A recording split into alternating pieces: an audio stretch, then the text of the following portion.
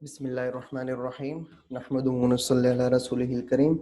Dear students, we are going to start a new topic, that is electrochemical cells.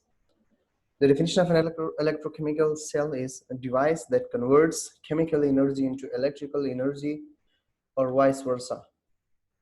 Device that converts chemical energy into electrical energy or electrical energy into chemical energy is called electrochemical cell.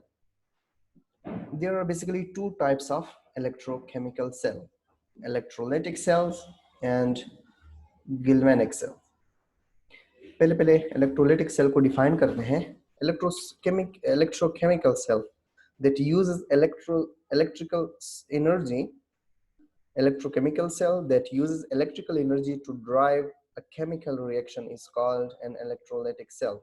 In वो electrochemical cell की वो type जो electrical energy को chemical energy में convert करता है या electrical energy को use करता है कोई chemical reaction undergo करने के लिए, उसको drive करने के लिए. Similarly, electrochemical cell that converts chemical energy into electrical energy is called as galvanic cell. Electrochemical cell की वो type जो chemical energy को electricity में convert करता है, यानी chemical reaction को use करते हुए electricity generate करता है, उसको हम galvanic cell कहते हैं. इनको collectively हम electrochemical cells कहते हैं. वो devices जो chemical energy को electrical energy में, electrical energy को chemical energy में convert करते हैं, ऐसे cells को हम electrochemical cells कहते हैं. ठीक है, कैसे वर्क करता है इसको हम आगे जाके डिटेल से डिस्कस करते हैं. इससे पहले nature of electrochemical process. Electrochemical processes are oxidation reduction reactions in which chemical energy is released by spontaneous reaction. In which chemical energy released by spontaneous reaction is converted to electricity, or in which electrical energy is used to drive a non-spontaneous reaction. याद रखें, electrochemical cells में oxidation reduction reactions होते हैं. Oxidation reduction reactions क्या होते हैं, previous कुछ topics में हमने डिस्कस किया था. वो रिएक्शन जिसमें ऑक्सीडेशन हो रही होती है, जिसमें रिडक्शन हो रही होती है, साइमल्टेनियसली हो रही होती है, ऐसी रिएक्शंस को हम रिडॉक्स या ऑक्सीडेशन रिडक्शन रिएक्शंस कहते हैं. ठीक है, सो इन रिएक्शंस में केमिकल एनर्जी जो रिलीज हो जाती है, स्पॉन्टेनियस रिएक्शंस. यानी फॉर एग्जांपल कोई रिएक्शन हो रहा है, ऑटोमेटिकली हो रहा है, स्पॉन्टेनियस रिएक्शंस याद रखें वो रिएक्शन होते हैं जो without intervention, without supplying of energy automatically spontaneously हो रहे होते हैं. ठीक है, सो इन स्पॉन्टेनियस रिएक्शंस के जरिए जो एनर्जी, जो केमिकल एनर्जी रिलीज हो जाती है, उस केमिकल एनर्जी को हम इलेक्ट्रिसिटी बनाने में यूज करते हैं. सिमिलरली कुछ ऐसे नॉन स्पॉन्टेनियस रिएक्शन होते हैं जो ऑटोमेटिकली बाय इटसेल्फ नहीं हो रहे होते, यानी पैसिवली नहीं हो रहे थे, उसको हमने एक्टिवली एनर्जी प्रोवाइड करनी पड़ती है. इलेक्ट्रिकल एनर्जी हम प्रोवाइड करते हैं, तब जाके वो केमिकल रिएक्शन होता है और केमिकल एनर्जी या केमिकल बॉन्ड्स जनरेट होते हैं. ठीक है, whether an electrochemical process releases or requires energy, it always involves the transfer of electrons from one substance to another.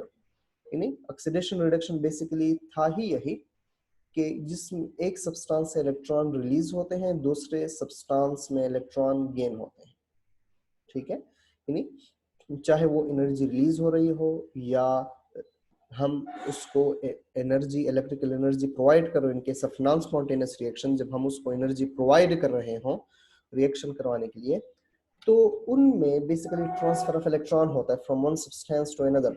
एक सब्सटेंस से इलेक्ट्रॉन रिलीज होते हैं, दूसरे सब्सटेंस में इंटर होते हैं. This means that this process always involves the oxidation reduction or redox reaction. Got it? ये है nature of chemical electrochemical process. Science tribute को डिटेल से डिस्कस करते हैं. A physical or chemical change that occurs by itself is called spontaneous process. ये spontaneous process जैसे मैंने पहले बताया, ये खुद होता है. ठीक है, बाय इटसेल्फ, बजाते खुद कंटिन्यूअसली हो रहा होता है, हम उसको एक्सटर्नल कोई भी फोर्स, कोई भी एनर्जी सप्लाई नहीं करते, ठीक है। Spontaneous processes do not require a source of energy to make them happen. For example, water flows from higher level to lower level. Iron placed in moist air rusts. यानी किसी ऊंची potential जगह पे water है तो higher level से वो lower level automatically आ जाता है, हम उसको कोई एनर्जी प्रोवाइड नहीं करते। सिमिलरली अगर आयरन को ओपन एयर में, मॉइस्ट एयर में प्लेस कर दें, उसको वाटर में प्लेस कर दें तो उसको जंग लग जाता है। Similarly, the flow of electrons through the conductor can be obtained from spontaneous reduction oxidation reactions, ठीक है। इस फ्लो ऑफ इलेक्ट्रॉन्स भी automatically spontaneously from higher potential to lower potential transfer होते रहते हैं, फ्लो होते रहते हैं due to these oxidation reduction reactions. इस तरह बैटरीज में भी यही होता है कि हायर पोटेंशियल से इलेक्ट्रॉन्स लोअर पोटेंशियल में स्पॉन्टेनियसली मूव करते हैं without giving them energy, because उसके अंदर, उस बैटरी के अंदर इलेक्ट्रोकेमिकल रिएक्शंस हो रहे होते हैं, ऑक्सीडेशन रिडक्शन रिएक्शंस हो रहे होते हैं, ठीक है। On the other hand, a physical or chemical change that requires a source of energy to make them happen is called non-spontaneous reaction, non-spontaneous processes. For example, water, हम underground water को third या fourth floor पर tank में fill करने के लिए हम machine लगाते हैं, मोटर लगाते हैं, जो कि वाटर को फोर्स करता है, ड्राइव करता है from lower underground, from lower potential to higher height और हायर पोटेंशियल। ये नॉन स्पॉन्टेनियस रिएक्शन है, ठीक है। अब ऑटोमेटिकली या स्पॉन्टेनियसली खुद वाटर जो है वो अंडरग्राउंड जमीन से ऊपर थर्ड या फोर्थ फ्लोर पे नहीं जा सकता, हमें उस ये नॉन स्पॉन्टेनियस रिएक्शन करने के लिए मोटर यूज करना पड़ता है, ठीक है, मशीनरी यूज करनी पड़ती है ताकि वाटर को हम एनर्जी सप्लाई के जरिए नीचे से लोअर पोटेंशियल से हायर पोटेंशियल या लोअर लेवल से हायर लेवल तक ले जा सके। ये है स्पॉन्टेनियस और नॉन स्पॉन्टेनियस रिएक्शन, ठीक है। सो इसी तरह जब स्पॉन्टेनियस केमिकल रिएक्शन होता है तो उससे इलेक्ट्रिसिटी जनरेट होती है। सिमिलरली जो नॉन स्पॉन्टेनियस रिएक्शंस होते हैं हम उसको इलेक्ट्रिसिटी प्रोवाइड करते हैं और केमिकल रिएक्शंस होता चला जाता है, ठीक है। नेक्स्ट हमारे पास है कंसेप्ट ऑफ इलेक्ट्रोलाइट।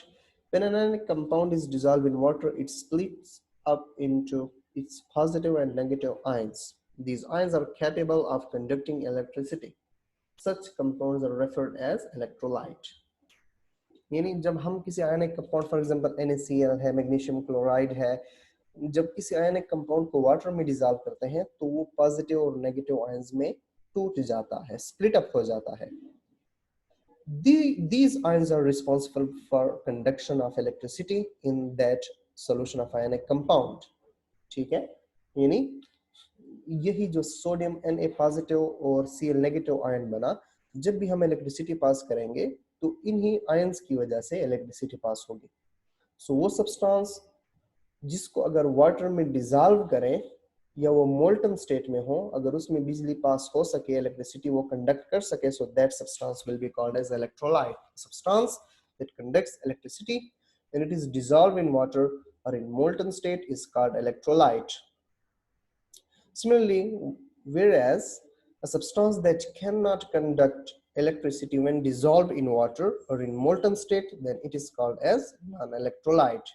यानी जिसको अगर वाटर में डिसॉल्व करें, ठीक है, या वो मोल्टन स्टेट में हो, उसको मेल्ट कर दें तो उसमें इलेक्ट्रिसिटी पास ना हो, सो ऐसे सब्सटेंस को हम नॉन इलेक्ट्रोलाइट कहते हैं। फॉर एग्जांपल इलेक्ट्रोलाइट की क्या क्या एग्जांपल्स हैं? Sodium chloride, potassium chloride, hydrochloric acid, sodium hydroxide. Non electrolyte के urea, glucose, sucrose, benzene etcetera, ठीक है। Electrode is a conductor in the circuit that carries electrons to or from a substance other than a metal. For example, graphite rods are used as electrodes. क्या होता है electrodes? अगले lecture में detail से discuss करेंगे। यहाँ पर सिर्फ समझ लें कि वो सब्सटेंस है अदर देन मेटल, मेटल के अलावा वो सब्सटेंस है जो किसी रिएक्शन में इलेक्ट्रॉन्स या प्रोवाइड करते हैं, इफ पाथवे प्रोवाइड करते हैं, ठीक है, या इलेक्ट्रॉन गेन करते हैं, ठीक है। फॉर एग्जांपल अगर हम किसी रिएक्शंस में देख लें, ये हमारे पास इलेक्ट्रोड्स हैं, ये या तो सॉल्यूशन में या रिएक्शन में इलेक्ट्रॉन्स प्रोवाइड करने का काम करते हैं, एक पाथवे है, एक गेटवे है, ये इलेक्ट्रॉन को रिलीज करने के लिए या बाहर ले जाने के लिए यूज होते हैं, ठीक है। So basically just for the purpose of conduction, electricity को इंटर करने के लिए सॉल्यूशन में या इलेक्ट्रिसिटी को बाहर निकालने के लिए किसी सॉल्यूशन में, तो वो यूज करते हैं, ठीक है।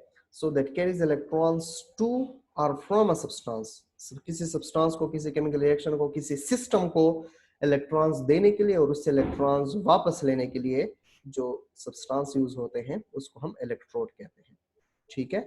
सो आई होप आपको समझ आ गई होगी। कोई कंफ्यूजन हो तो मुझे बता दीजिएगा। तब तक की